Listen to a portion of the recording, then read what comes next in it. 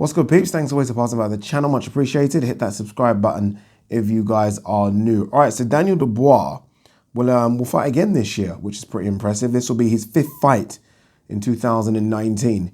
And when you think that he fought Kevin Johnson October 2018, this will be his 6th fight in what, 14, 15 months. Impressive, right? It's kind of throwbackish. That's what fighters used to do back in the day. I know he's only a prospect and he's knocking people over in a couple of seconds, but regardless, to have 6 fights in 15 months is bloody impressive. All right, let's talk about his opponent. His opponent's name, I had to write this down because I was never going to remember this, is Kyotaro Fujimoto. Kyotaro Fujimoto, 33 years old, from Japan, ranked #1 in Japan out of 3. Don't know why that's funny. It's not funny, but I found it funny. According to BoxRec, the computerized rankings, he is the 93rd best heavyweight in the world. He's currently the WBO Asian Pacific heavyweight champion.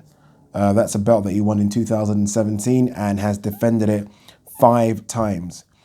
His last 2 opponents had a record of 13-10 and 12-9. So this fight isn't going to last long. He has a decent record, 21-1. So that's not a bad record at all. And I think that defeat came back a few years ago. So he's been unbeaten for a while, but obviously the level to which he's been fighting has been pretty poor, to say the least. Pretty poor. I'd say it's way below, like, I don't know, area level. It's low, right? But regardless, he's the WBO Asian Pacific heavyweight champion. I do wonder, by the way, Daniel Dubois is the WBO international heavyweight champion. I do wonder if, like, you, I don't know, can become mandatory for that. Does that make any sense? Remember, I am semi-casual here, so I don't know all this stuff. But I do wonder, obviously, Daniel Dubois has the WBO international heavyweight title. This guy has the WBO Asian Pacific, which I'm guessing is way below. I wonder, the fact that he's defended that 5 times, can he then become mandatory for Daniel Dubois' belt?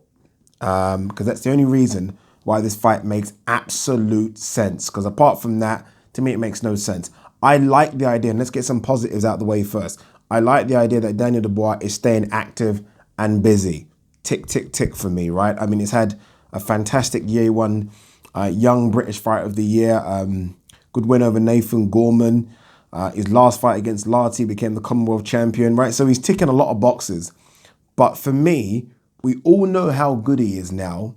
Let's put him in fights that make sense, not just the fact of wheeling him out, right? Wheel him out for another execution. Let's not do that. And I feel like that's what Frank's doing right now. I'm not trying to say he should go in there against the killer. I'm not saying that at all.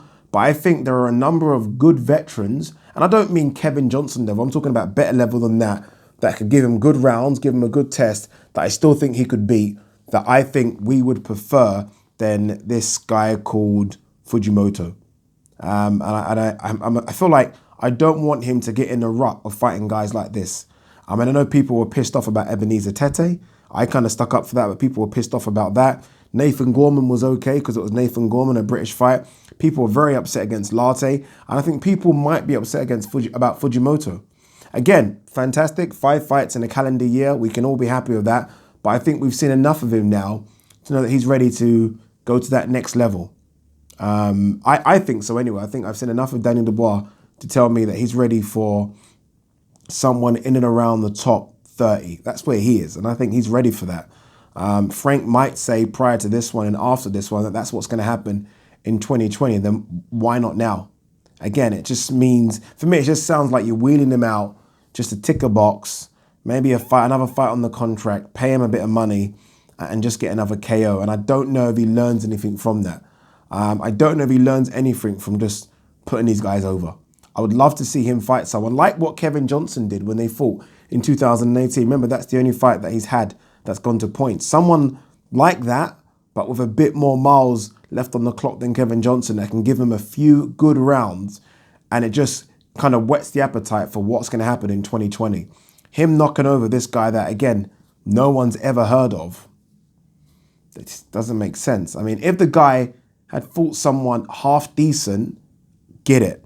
But again, we're looking at the guy's record, 13-10 and 12-9. In terms of a name, I mean, there are dangers out there, right? I mean, you look at someone like Joey Dueco. Obviously, no one knew this guy, but we kind of know him now because of what's happened with AJ.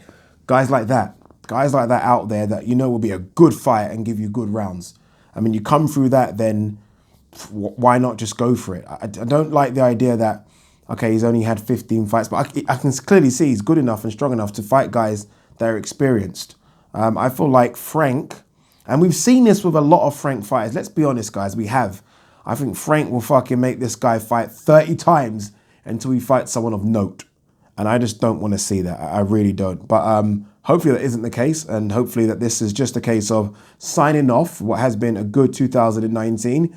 And we get to see really good things in 2020 because he is, I think, one of the hottest prospects in the heavyweight division. I really do think that this guy could be there or thereabouts the back end of 2020 fighting some top names.